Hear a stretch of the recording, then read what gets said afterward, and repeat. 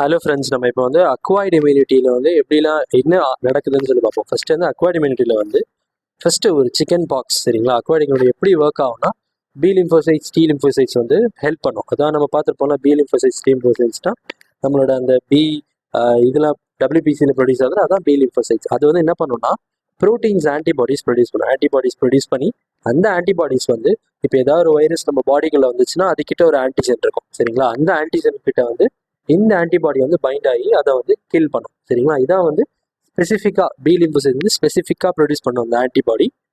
இதுக்குன்னா இந்த ஆன்டிஜெனுக்கு ஏற்ற மாதிரி இது வந்து டியூபர் கிளாஸஸ் வரும். இதில் நம்ம பார்த்தீங்கன்னா ஃபர்ஸ்ட் என்ன நடக்கும்னு சொல்லி நான் பாருங்களேன். என்னதுன்னா, ஃபர்ஸ்ட் டைமாக சிக்கன் பாக்ஸ் நடக்கும்போது வைரஸ் வந்து உள்ள என்ட்ரி ஆகுது, சரி, நம்ம பாடிக்குள்ளே என்ட்ரி ஆயிடுச்சு. அப்போ நடக்கிற ஃபர்ஸ்ட் ரெஸ்பான்ஸ் நம்ம பாடியில் நடக்கிறது வந்து பிரைமரி ரெஸ்பான்ஸ், சரிங்களா? பிரைமரி ரெஸ்பான்ஸ்னா அது வந்து ரொம்ப ஸ்லோவாக நடக்கும், பொறுமையாக நடக்கும். இப்போ நம்ம பாடியில் ஏதாவது டிசீஸ் வந்துச்சுன்னா பொறுமையாக ரெஸ்பான்ஸ் பாக்ஸ் வந்ததுக்கப்புறம் நடக்கும்.